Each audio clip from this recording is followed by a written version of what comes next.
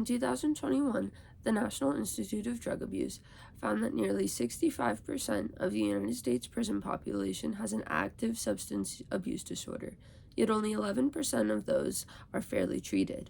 Even more concerning than the lack of treatment provided during drug cases are the racial and ethnic disparities comparing sentences in incarceration to rehabilitation through drug court. There is a disparity of nearly 13% found between black and white sentencing. In a 2014 article titled Racial Disparity in Criminal Sentences from the University of Michigan Law School, estimated that eliminating what they called the black premium would reduce the level of black men in federal prison and save approximately $30 million. As an addiction counseling student, I have spent the last semester learning the judicial and public health approaches in problem-solving courts and rehabilitation. Our nation's criminal justice courts have been developing methods to bring equality and equity to their drug courts, yet have thus far had insufficient administrative means to enforce educational models. I propose an NADCP enforcement authority over these drug courts. While drug courts are designed as an alternative to incarceration by offering treatment to nonviolent offenders who have substance use disorders, it is possible they reflect or even exacerbate pre-existing racial disparities in the United States criminal justice system. The National Institute of Justice defines drug courts as specialized court docket programs that target criminal defendants and offenders, juvenile offenders, and parents with pending child welfare cases who have alcohol and other dependency problems as defined in 2020. Any evidence has suggested that they are effective at reducing incarceration, drug use, and criminal recidivism.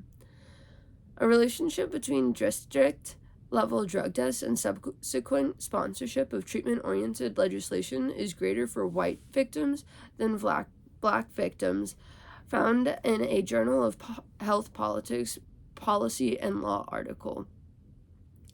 In 1992, the Republic platform stated drug users must face punishment, including fines and imprisonment, for contributing to the demand that makes the drug trade profitable.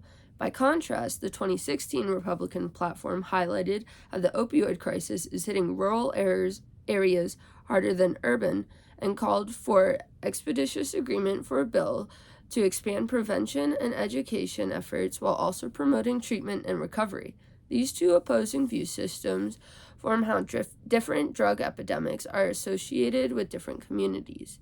A study by Jinwoo Kim, a postdoctoral fellow at the University of Pennsylvania, found that lawmakers introduced more drug-related bills during the crack scare later on, lacking a correspondence with the increases drug mortality rate in recent years. Data also found that policymakers were more likely to introduce punitive drug-related bills during the crack scare and are more likely to introduce treatment-oriented bills during the current opioid crisis, as stated in 2020. Representation of African Americans was approximately 20% lower in these drug court participants than in jails and prisons. These problems stem from injustices on a legislative measure broader than the jurisdictions of convictions in drug courts. Race significantly moderated the difference between referral sources and successful treatment completion, and these disparities in the treatment of minority groups in certain programs can be traced to rules set in place before the program was able to be adjusted to the expected conditions. The criminal justice system was built to be biased before the United States was able to treat every man as created equal, so its rules for judgment are still largely influenced against minority groups.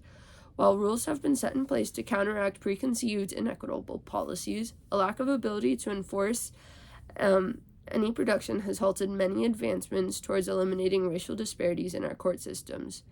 I propose an NADCP enforcement authority over drug courts. The Board of National Association of Drug Court Professionals, or NADCP, in 2010 passed a resolution to take reasonable corrective measures to eliminate racial disparities in participants of their programs. Drug courts otherwise evaluate individuals' eligibility criteria to assure they are treating the appropriate populations and not exclude minorities.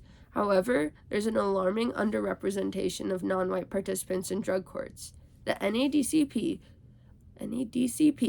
leads the nation in the best evidence-based practices in drug courts by affirming these courts have an obligation to monitor whether minority participants have equal access to the programs and receive substantially equivalent services in these programs.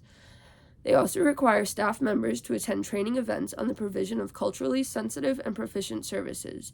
The NADCP considers reasonable corrective measures to be ensuring that all assessment tools being used for determining eligibility are equally valid and predictive for minorities as for non-minorities, and to ensure that the eligibility and exclusion criteria are objective and race-neutral both in intent and effect. The NADCP in 2013 stated where less restrictive adjustments can be made to a drug court's eligibility and criteria to increase minority representation without jeopardizing safety or efficacy, it should be incumbent upon the program to implement such adjustments. They use evidence-based justice reform but have no enforcement authorization to ensure drug courts act in an expected manner. Quantitatively, drug courts only need to increase minority representation by a minimum of 7%, which is more likely to be accomplished through the educational enforcement of the NADCP than the complications that could arise from other policies or administrative agencies. These possible actions already in place only need authorization to act rather than a complete overhaul of the system. While some groups would favor the downfall of drug courts in favor of drug decriminalization or restorative justice philosophy, having an enforcement from the NADCP would allow a more positive outcome from these drug courts rather than the current negative impact that could be happening. The problems minorities face in our nation appear never-ending. The issue I've highlighted today plays a large impact on the public health. As our criminal justice system, especially in terms of substance abuse, currently enacts change, there is no ability to effectively enforce these movements. Allowing the National Association of Drug Court Professionals to utilize enforcement capabilities would provide a universal expectation for proceedings and education of drug courts. Thank you.